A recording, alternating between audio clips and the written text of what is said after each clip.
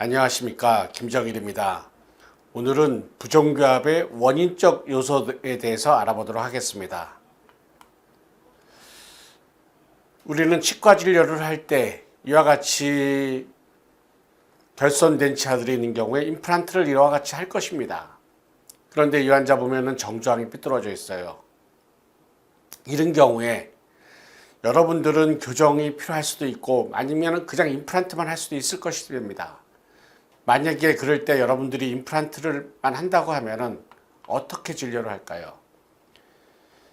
임플란트가 필요한 치아들인 경우에 정상의 각도를 유지를 하면서 임플란트를 심고 그 다음에 그러면은 어떻게 치아는 어떤 위치가 됩니까? 구치는 반대교합이 되겠죠. 아니면은 이와 같이 경사도를 준 다음에 치관이 협축으로 경사도가 되게끔 만들어주고 그러면 오버젯 관계는 어떻게 될까요? 구치부의 반대교합은 없이 아마 임플란트가 될 것입니다. 그래서 부종교합의 원인적 요소지만은 우리는 이와 같은 치료를 생각을 하면서 우리는 여러분들이 강의를 들으시면 도움이 될 것입니다. 그래서 기본적으로 교정치료와 그 다음에 우리는 보철치료로 나눌 수가 있어요. 그래서 교정치료라고 하는 것은 이와 같이 자기 치아를 가지고 있고 치아를 이동시키는 것이고 보철치아라고 하는 것은 이와 같이 결손이 된 부위를 어떠한 다른 수복물로 우리는 대체를 하게 될 것입니다. 그래서 기본적으로는 똑같은 양식이에요. 그래서 교정에서는 린대는 교정 치료를 했을 때는 교정에 있어서는 다음과 같은 사항을 주로 보게 됩니다. 골격이 어떠냐? 스켈레톤이라고 보죠. 그 다음에 치성이 어떠냐? 덴티션. 그 다음에 펑션. 기능이 어떻게 돼 있냐? 이렇게 가지고 우리는 주로 분류를 해요. 그런데 일반적으로 보철을 하는 선생님들하고 얘기하다 보면은 이런 개념으로 얘기를 하다 보면은 서로 대화가 잘 안 되게 됩니다. 그럼 보철에서는 주로 어떤 개념으로 생각을 할까요? 근육을 보게 되겠죠. 근육은 펑션 쪽이 됩니다. 그 다음에 스켈레톤은 뼈가 됩니다. 그 다음에 치아가 되겠죠. 그래서 오늘은 일반적인 치과에서 교정 이전에 먼저 치과에서 우리가 생각을 할 수 있는 머슬, 본, 티스에 대해서 우리는 주로 살펴보는 쪽이 될 것입니다. 우리는 조직학 시간에 많은 걸 배웠습니다. 그 중에서 근육과 그 다음에 뼈가 만약에 서로 부조화가 있거나 다툼이 있을 때는 어떻게 되냐? 근육이 이긴다. 그래서 근육과 이와 같이 뼈에서 관계를 봤을 때 근육이 뼈를 지배를 한다라고 우리는 배워왔습니다. 그래서 이와 같이 무치약 있는 환자들인 경우에 이와 같이 주된 근육들이 저작 근육이 있겠죠. 이 저작 근육을 관련된 근육, 그 다음에 상하골이 있을 것이고 그 다음에 관절 부분, 뼈들이 있을 것입니다. 그럼 그 안에 치아가 있으면서 이 세 조직 간에 어떠한 연관성이 있는가를 우리는 알 필요가 있게 될 것이에요. 그러면 근육이라고 하면 먼저 첫 번째로 근육의 특징을 알아야 되겠죠. 그래서 근육은 여러분들이 트레이닝이 되고 그 다음에 어댑테이션이 된다는 게 근육의 첫 번째 특징이 됩니다. 뼈는 어떻게 할까요? 뼈는 단단한 조직입니다. 뼈 자체도 어댑테이션이 되죠. 치아는 어떻게 될까요? 치아는 뼈보다도 더 단단한 조직입니다. 그런데 치아는 마모가 되기도 하고 그 다음에 치아는 이동이 되기도 하고 그 다음에 치아는 상실이 돼서 빠지기도 하게 됩니다. 그래서 첫 번째의 경우 우리는 근육과 그 다음에 뼈와의 관계를 우리는 알아볼 필요가 있게 됩니다. 그러면 근육과 뼈와의 관계에서는 우리는 무엇을 먼저 생각할 수 있을까요? 이 환자가 얼굴이 동그란 로앵글 타입의 경우냐 아니면 얼굴이 긴 그 다음에 하이앵글 타입이냐. 이와 같이 로앵글 타입인 경우에 있어서는 근육의 힘이 세고 그 다음에 이와 같이 하이앵글 타입인 경우에는 근육의 힘이 약하다. 그래서 첫 번째 하이앵글이냐 로앵글이냐를 보고 그 다음에 두 번째 경우에는 보니 엑소스토시스가 있는 경우 특히 하악 부위, 상악 부위에 토로스가 있는 경우가 있겠죠. 그 다음에 근육의 활성도가 어떤 경우에 높아지게 되는지 이런 것들이 우리는 주된 관심사가 될 것입니다. 그래서 우리는 하이앵글 오픈바이시냐 아니면은 로앵글 딥바이시냐. 그랬을 때 로앵글 딥바이신 경우에는 근육의 활성도가 클 것이고 하이앵글 오픈바이신 경우에는 근육의 활성도가 약할 것이에요. 그럴 때 우리는 이와 같이 근육의 발달이 이와 같이 유전적으로 정해져 있냐 아니면은 환경적으로 정해져 있냐를 여러분들이 먼저 생각을 하셔야만 됩니다.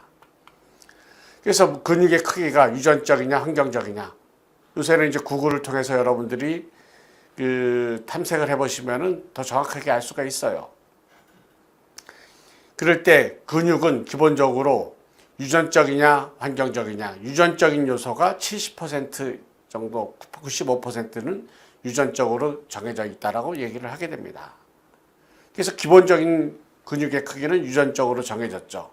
그런데 근육은 또한 특징은 어댑테이션을 한다라는 것입니다.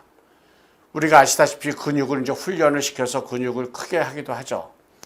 그래서 근육은 이와 같이 기능을 증가시킴으로써 이와 같이 어댑테이션을 하게 됩니다. 즉 다시 말해서 사용하지 않는 근육은 이와 같이 근육의 크기, 그 다음에 근육의 강도들이 감소가 될 거고, 그래서 아트로피가 될 수가 있게 됩니다. 또한 만약에 주로 사용하는 근육들은 더 근육 자체가 더욱더 근육도 크기가 커지고 그 다음에 근육의 스트렝스도 더욱더 증가를 하게 될 것입니다. 그래서 치과에서는 기본적으로 돌리코냐, 페이셜, 브래키페이셜 타입으로 나누게 되죠. 그럼 돌리코페이셜은 어떤 특징을 가지고 있을까요? 약하고 그 다음에 근육이 이와 같이 전방을 향하는 방향을 가지고 있다. 그러면서 이런 경우에는 얼굴 모습이 길게 돼요. 그래서 주로 전방부에 있어서는 엔테리어 오픈 바이스를 가지게 되고, 그 다음에 시계 방향으로 크로가이즈 그로스를 하게 되고, 그 다음에 에어웨이나 그 다음에 마이오 펑셔널 프로브럼을 주로 가지게 됩니다. 이에 반해 브래키페이셜인 경우에는 얼굴이 동그란 경우를 얘기를 해요. 이런 경우에 있어서는 강하고 그 다음에 수직적인 방향의 크로징 머슬을 가지게 되고, 이때 또한 머슬의 힘은 또한 강한 힘을 발휘하게 됩니다. 이러면서 환자는 로우 버티컬 디멘션을 가지고 있으면서 사각턱을 가지게 되고, 그 다음에 딥 오버바이트, 그 다음에 스티프한 에미넌스의 경사도, 그 다음에 환자의 성장 방향은 전방으로 성장하는 카운터 크로과이즈 성장을 가지게 되고, 그 다음에 구치부의 포스테리어 서포트가 부족할 가능성이 많이 있게 됩니다. 그래서 치과 치료에 있어서는 돌리코페이셜 얼굴이 긴 경우에 있어서는 버티컬 디멘션이 증가시키는 경우는 바람직하지 않다. 그래서 이와 같이 얼굴이 긴 경우에 있어서는 치료를 해도 우리는 치료가 잘 안 되게 됩니다. 그래서 이런 경우에는 우리가 어떤 수술, 그 다음에 어떤 교정치료, 그 다음에 보철 치료를 한다 하더라도 예후가 그렇게 좋지가 않게 돼요. 이에 반해 브래키페이셜인 경우에 있어서는 수직 고경이 감소가 되는 경우를 여러분들이 피해야 된다라고 우리는 알고 왔습니다. 그래서 가능하면 교정에 있어서는 발치를 최소로 해야 되고, 그 다음에 우리가 오일 같은 경우도 최소로 해야만 되겠죠. 그런데 이와 같은 브래키페이셜 타입인 경우에는 치료에 반응을 잘하게 됩니다. 우리가 어떤 악교정 수술, 교정치료, 어떤 치료를 한다 하더라도 잘 반응해서 예후가 양호한 쪽이 됩니다. 두 번째의 경우에 있어서는 머슬과 그 다음에 본과의 관계를 봤을 때는 이와 같은 토루스를 우리는 생각을 할 수가 있어요. 이와 같은 토루스인 경우에는 악골이나 아니면은 치조골 중에서 약간의 염증이 있고, 그 다음에 거기에 따라서 악골의 크렌칭, 그 다음에 그라인딩에 의해서 과도하게 사용이 되면서 그 다음에 추잉 펑션이 더욱더 증가를 하게 된 경우죠. 그래서 이와 같이 토로스가 있는 경우에 있어서는 근육의 힘이 크다라는 것을 여러분들이 기억하셔야만 됩니다. 세 번째의 경우에 있어서는 하악이나 과두가 이와 같이 전방으로 오는 경우가 있고 또한 후방으로 위치할 수가 있습니다. 이와 같이 후방으로 위치하는 경우를 우리는 리트루전이라고 얘기를 하고, 그 다음에 교정에 있어서는 특히 치과 치료에 있어서는 리트루시브 컨트롤, 즉 하악이나 과두가 후방으로 이동을 하는 것을 못하게끔 우리는 조절을 할 필요가 있겠죠. 그런데 이와 같이 어떠한 상태에서 과두가 뼈 자체가 이와 같이 후방으로 이동을 하게 되면은 어떤 환자들인 경우에 있어서는 턱관절 질환을 가지고 있을 수도 있어요. 어떤 환자는 2급을 가지고 있을 수가 있겠죠. 만약에 양측으로 후방으로 위치하면 2급 부종기압이 되는 것이 됩니다. 반면에 한쪽은 정상인데 한쪽만 후방으로 위치하게 되면 정중앙 변이가 되겠죠. 이와 같이 뼈 자체에 의해서 이와 같이 후방으로 위치가 된 경우에 어떤 환자들인 경우에 있어서는 근육이 전방으로 위치를 하게 하려고 할 것이고, 어떤 환자들은 리가멘트가 더욱더 활성화될 수가 있습니다. 만약에 근육이 활성화되는 경우에는 근육 문제가 생길 수가 있게 되겠죠. 우리는 첫 번째의 경우 근육과 뼈와의 관계를 살펴봤습니다. 두 번째의 경우에는 우리는 뼈와 그 다음에 치아와의 관계를 생각을 해볼 필요가 있어요. 뼈와 치아는 기본적으로 하이드록시 아파타이트로 구성이 되어 있습니다. 그러면서 치아가 더 많은 하이드록시 아파타이트로 구성되어 있고, 또한 강도 자체도 뼈보다는 더욱더 강한 것을 볼 수가 있게 돼요. 그럴 때 치아와 그 다음에 뼈와의 관계를 보게 되면은 우리는 첫 번째로 생각을 할 수 있는 게, 이와 같이 치아가 상실된 경우에, 즉 이덴츄러스 덴티션인 경우에 있어서는 치아가 상실된 경우는 뼈까지 같이 상실이 되겠죠. 그 다음에 이 경우는 뼈의 치아에 의해서 뼈의 자체가 변화를 영향을 받을 수 있다는 것이 됩니다. 두 번째의 경우에는 에미넌스의 성장, 그 다음에 서로 다른 부종교합을 갖는 경우를 우리는 생각을 해볼 수가 있을 것이 됩니다. 이와 같이 하악골인 경우에 있어서는 기본적으로 근육이 부착하는 머스큘라본 에어리어가 있고, 그 다음에 인피리어 알베올라 너브가 지나가는 이와 같이 베이잘본이 있게 됩니다. 그 다음에 치아를 구성하고 있는 알베올라본이 있겠죠. 그래서 우리는 이번 시간에는 이와 같이 알베올라본과 그 다음에 이와 같이 조인트, 그 다음에 이와 같이 기본적인 뼈와는 어떤 관계가 있는지 살펴볼 필요가 있게 됩니다. 그러면은 에미넌스의 성장을 보겠죠. 에미넌스는 이와 같이 과두를 덮고 있는 부위가 됩니다. 처음에 태어나면은 에미넌스의 경사도가 없어요. 그런데 치아가 발육이 되면서 에미넌스의 경사도가 같이 형성이 되게 됩니다. 그래서 영구치열, 특히 유치열, 그 다음에 영구치열이 맹출을 하게 되면서 에미넌스의 경사도가 더욱더 완성이 돼 가고 있는 거예요. 만약에 치아가 전치부 쪽에서 인터피어런스가 있게 되면 어떻게 될까요? 이 인터피어런스가 있기 때문에 에미넌스의 경사도가 형성이 되는 것이에요. 즉 기능적으로 전치의 상하악, 전치의 이와 같이 발육 단계에 따라서 에미넌스의 경사도가 이와 같이 여러 관례로 나눠서 발달될 수가 있게 됩니다. 그래서 에미넌스의 경사도에 의해서 SCI, 세지탈 콘딜라 인클리네이션이 형성이 됩니다. 즉 유치혈기에는 거의 평편하게 돼요. 그래서 유치혈기가 완성이 되는 경우에 어느 정도의 에미넌스의 경사도가 형성이 됩니다. 그러고서 마지막에는 성인이 됐을 때 에미넌스의 경사도가 뚜렷하게 완성이 되게 되겠죠.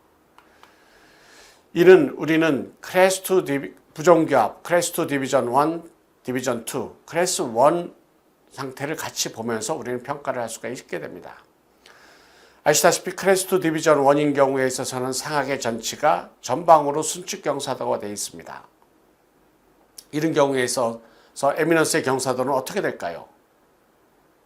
평편해지겠죠.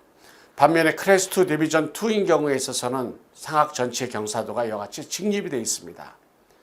그러면 이런 경우에 있어서는 에미넌스의 경사도가 이와 같이 스티프해질 수가 있을까요? 스티프해질 수가 있습니다. 그러면 이와 같은 에미넌스의 경사도, 뼈의 성장은 무엇에 의해서 영향을 받았을까요? 이와 같이 치아의 발육 단계, 경사도에 의해서 영향을 받게 된 것입니다. 그래서 에미넌스의 성장은 치아의 에나멜의 형태에 의존하게 된다. 그래서 턱관절의 발육 단계의 과정을 보게 되면 이와 같이 치아와 밀접하게 연관이 되어 있다는 것이 됩니다. 그래서 과로, 이와 같이 뼈에 발육이 됩니다. 이는 치아의 위치와 연관이 있다는 것이 되죠. 즉 치아라고 하는 것은 우리가 주어진 뼈 안에서 배열을 하는 것이 기본이 됩니다. 그런데 이런 치아 자체가 뼈의 성장에 영향을 많이 미치게 된다는 것이 됩니다. 그 다음은 세 번째의 경우 우리 근육과 그 다음에 치아와의 관계를 살펴보겠습니다. 근육과 치아는 이와 같이 조화를 가지고 있는 게 제일 좋아요. 그런데 조화를 없지 않은 상태인 경우에는 어떻게 될까요? 어딘가에 치아가 먼저 닿겠죠. 그래서 오클루잘 인터피어런스, 그 다음에 프리머처 컨택들이 생길 수가 있게 됩니다. 그러면은 어떠한 반응들이 나타나게 될까요? 이 환자 보면은 정중앙이 좌측으로 변이가 되어 있습니다. 그러면서 좌측은 반대기압을 보이게 돼요. 그러면서 상하계 아치폼, 하하계 아치폼도 차이가 있게 되고, 그런데 이 환자의 경우 보게 되면 정중앙을 맞춰놓고 나서의 모습을 보게 되면 어떻게 될까요? 상하이 좁은 상태가 됩니다. 상하이 좁은 상태가 되니까 하악은 어떻게 될까요? 이와 같이 펑셔널 시프트를 하게 되는 것이 됩니다. 그래서 치아가 한 군데 씹히는 것보다 여러 군데 씹히는 쪽으로 더 많이 치아는 시프트를 하게 되죠. 그 펑셔널 시프트라는 것은 뭘까요? 근육이 어댑테이션이 된 것입니다. 우리가 이와 같이 혀를 내미는 습관이 있는 경우에는 여러분들은 혀를 내미는 습관에 의해서 오픈바이시 됐다라고 생각할 수도 있겠습니다. 그래서 이와 같이 혀가 액티브한 원인이 되겠죠. 이런 경우에 있어서는 혀가 치아의 위치를 지배를 하게 되는 것이 됩니다. 그래서 이런 경우에는 액티브 텅 스러스팅 헤빗이라고 얘기를 하게 돼요. 그런데 또 하나의 경우를 우리는 생각을 할 수도 있겠죠. 이와 같이 오픈바이시 되어 있으니까 혀는 이와 같이 적응을 하기 위해서 혀를 내밀 수도 있다. 즉 근육은 어댑테이션을 하는 조직이기 때문에 근육은 치아의 위치에 적응할 수도 있다. 그래서 이런 경우에 있어서는 용어로 패시브 텅 스러스팅 헤빗이라는 용어를 쓰게 됩니다. 그래서 우리가 이와 같이 이제 오클루잘 인터피어런스가 있어요. 어딘가에 치아가 먼저 닿게 되면서 파라펑셔널 액티비티, 즉 브럭시즘이 있고 그 다음에 크렌칭이 있습니다. 이런 경우에는 머슬 액티비티가 증가를 하게 되겠죠. 이런 경우에는 어떤 환자들인 경우에는 치아가 마모가 돼요. 어떤 환자들인 경우에는 치주 질환이 생기게 됩니다. 어떤 환자들인 경우에는 턱관절 질환이 생길 수도 있게 되겠죠. 그런데 세 가지가 다 일어나지는 않아요. 환자들마다 가장 나쁜 부분들이 이제 일어나게 됩니다. 두 번째의 경우에는 근육과 치아와의 관계를 보게 되면 교합의 양상을 우리는 볼 수가 있어요. 케나인 가이던스 오클루전이 좋은지, 그룹 펑션인 경우에 만약에 근육의 활성도는 어떻게 되는지 우리는 살펴볼 필요가 있습니다. 그 다음에 세 번째의 경우에는 이와 같이 근육과 그 다음에 치아의 위치와 부조화가 있는 경우에 있어서는 어딘가가 치아가 계속 힘을 받게 되니까 치아가 크랙이 생길 수가 있고 마모가 될 수가 있고 심지어는 치아가 이와 같이 동요도가 생길 수가 있습니다. 그런데 이와 같이 마모가 되는 경우는 오랜 기간 진행이 돼야지 발생이 되는 것이 될 거예요. 그러면은 처음 단계에서는 어떻게 될까? 그래서 첫 번째의 경우에는 이와 같이 근육이 활성도가 된 경우에 있어서는 특히 이를 가는 상태, 치아의 마모, 턱관절 질환, 치주 질환 세 가지 증상이 모든 환자들에서 다 똑같이 일어나지가 않습니다. 가장 약한 고리를 가지고 있는 부분은 무너지게 되겠죠. 그 부분이 어떤 사람의 경우에는 치아 쪽에 있을 수가 있고, 어떤 사람은 턱관절 쪽에 있을 수 있고, 어떤 사람은 치주 쪽에 있을 수가 있게 됩니다. 그래서 메타는 이를 weak link theory라고 얘기를 하였습니다. 그래서 이와 같이 교합력 자체가, 교합력은 우리가 근육이 되겠죠. 근육에 의해서 교합력이 세지게 됩니다. 그러면은 이와 같이 되는 경우에 우리 몸이 가지고 있는 적응 능력을 초과하게 되면은, 그게 만약에 오랫동안 지속이 되고 강도가 세지게 되면은 우리 아간면 조직에 있어서는 파괴가 일어나게 돼요. 그런데 이런 파괴 자체가 치아, 치주 조직, 근육, 턱관절에서 가장 약한 부분에서 일어나게 된다. 그래서 이것이 그 세 가지 부분 중에서 가장 한 부분에서만 일어나게 된다는 것을 여러분들이 기억하셔야만 됩니다. 그래서 이런 환자들인 경우에 있어서는 어떻게 될까요? 약한 부분을 증가를 시켜야 되고, 그 다음에 이런 약한 부분을 증가시켜야 하고, 그 다음에 그래야지 파괴되는 강도가 우리는 늦춰질 수가 있게 됩니다. 그래서 근육의 강도가 큰 경우에 있어서는, 그래서 필요한 경우에는 수복 치료가 필요할 수가 있고, 그 다음에 턱관절 치료, 그 다음에 치주 치료가 필요할 수가 있게 되는 것이 됩니다.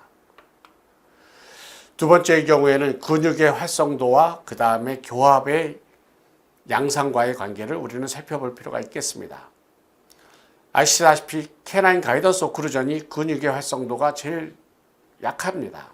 그럼 어떤 경우에 근육의 활성도가 클까요? 여러분들이 아시다시피 첫 번째의 경우는 메디오트루시브 컨택, 즉 다시 말해서 밸런싱 사이드에 인터피어런스가 있는 경우, 두 번째의 경우에는 그룹 펑션이 있는 경우, 그 다음에 세 번째의 경우는 스티프한 캐나인 가이던스를 준 경우에 머슬 액티비티가 커진다는 것을 여러분들이 기억하셔야만 됩니다. 아시다시피 이와 같이 밸런싱 사이드에 인터피어런스가 있는 경우에 있어서는 접촉이 되니까 근육의 활성도가 증가된다는 것은 우리가 알고 있습니다. 또한 그룹 펑션이냐 캐나인 가이던스 오클루전이냐, 아시다시피 구치부 쪽에서, 특히 이갈이 하는 동안에 구치부 쪽에서 접촉을 하게 되는 것은, 이 얘기는 뭘까요? 그룹 펑션이 되겠죠. 그러면은 머슬 액티비티는 증가를 하게 됩니다. 스키모토는 이와 같이 이갈이 있는 사람을 연구를 하였습니다. 그래서 ICPM, 즉 그룹 펑션 오클루전인 경우가 이와 같이 이갈이가 심해지게 돼요. 그러니까 우리는 스티프한 캐나인 가이던스를 주려고 하겠죠. 그런데 스키모토의 연구에 의하면은 이와 같이 스티프한 캐나인 가이던스를 준 것 자체도 이갈이가 심한 환자들인 경우에 있어서는 근육의 활성도가 더욱더 증가가 된다고 하였습니다. 그러면은 이와 같이 심하게 마모나 어브프렉션, 그 다음에 되어 있는 경우를 볼 수가 있어요. 또한 크랙을 볼 수가 있겠죠. 심하게 오랫동안 되어 있는 경우에 있어서는 이와 같은 양상이 나타나게 됩니다. 그러면은 처음에 조기 이와 같이 오클루전 인터피어런스가 있는 경우에는 어떻게 될까요? 처음 단계에서 이와 같이 마모가 되질 않게 돼요. 이런 경우에 있어서는 처음에는 어보이던스 메커니즘이 나타나게 되고, 그 다음에 머슬 액티비티가 또한 증가가 되면서 나중에는 궁극적으로 이와 같은 구강내 상태를 보이게 될 것입니다. 그럼 근육인 경우에는 아시다시피 스트레스, 스트레인 커브를 따르게 됩니다. 그래서 어느 점 이전까지 힘이 가해졌을 때에는 근육은 어댑테이션이 된다는 걸 여러분들이 기억하셔야 됩니다. 그래서 초기 단계에서는 근육이 어댑테이션이 되고, 그거가 지나고 나서는 근육은 영구 변형이 되게 되겠죠. 그럴 때 여러분들이 어보이던스 메커니즘, 만약에 치아의 위치가 잘못되어 있습니다. 그럼 치아는 조기 접촉이 될 것이에요. 특히 저작과 발음하는 여러 가지 기능을 하는 중간에 조기 접촉이 돼요. 그럼 어떻게 될까요? 근육은 회피 반응이 나타나게 됩니다. 회피 반응에 의해서 이루는 구강내, 우리 교정 용어로는 펑셔널 시프트가 되겠죠. 그래서 근육의 회피 반응이 나타나게 된다. 그래서 치아와 근육과의 관계를 살펴보게 되면은 이와 같이 조화로운 상태를 가지고 있는 게 제일 좋습니다. 그런데 부조화가 있는 경우 어떻게 될까요? 근육은 처음 단계에 있어서는 치아의 위치에 어댑테이션이 돼요. 그런데 나중에 있어서는 이와 같이 또한 근육의 활성도가 커지게 되면서 치열궁에도 해로운 효과를 나타나게 되겠습니다. 그러면 이와 같이 근육, 그 다음에 우리가 뼈, 그 다음에 교합을 우리가 한번 위크 링크 시어리랑 같이 한번 연관해서 보겠습니다. 어떠한 교합의 상태인 경우에, 특히 인터페런스가 있는 경우, 그러면서 그룹 펑션, 그 다음에 메디오트루시브 그라인딩, 그 다음에 스티프한 캐나인 가이던스, 그 다음에 리트루시브 컨트롤이 상실되어 있는 경우에는 근육의 활성도가 더욱더 증가를 하게 되겠죠. 그런데 환자들이 브럭시즘 또한 크렌칭을 할 수가 있습니다. 어떤 경우 할까요? 스트레스를 많이 받았거나 그럴 때는 일시적으로 근육의 활성도는 더욱더 증가를 하게 됩니다. 그러면서 그거 자체가 환자에서 어떤 환자인 경우에는 치아에 힘을 가할 수가 있고, 어떤 환자는 치주 조직에 영향을 미칠 수 있고, 어떤 환자는 턱관절 질환에 영향을 미칠 수 있게 되는 것이 됩니다. 그래서 여러분들이 치아가 이와 같이 어댑테이션을 지배를 하게 됩니다. 그때 턱관절, 특히 뼈가 되겠죠. 이러한 턱관절 부분은 패시브하게 어댑테이션이 돼서 구조적인 변화가 나타나게 됩니다. 이에 반해 근육은 치료 초기에 액티브하게 어댑테이션이 돼서 펑셔널 체인지를 일으킨다는 것을 여러분들이 기억하셔야만 됩니다. 그래서 치아의 위치, 치아의 기능이 이제 상당히 중요한 요소가 되겠습니다. 경청해 주셔서 감사합니다.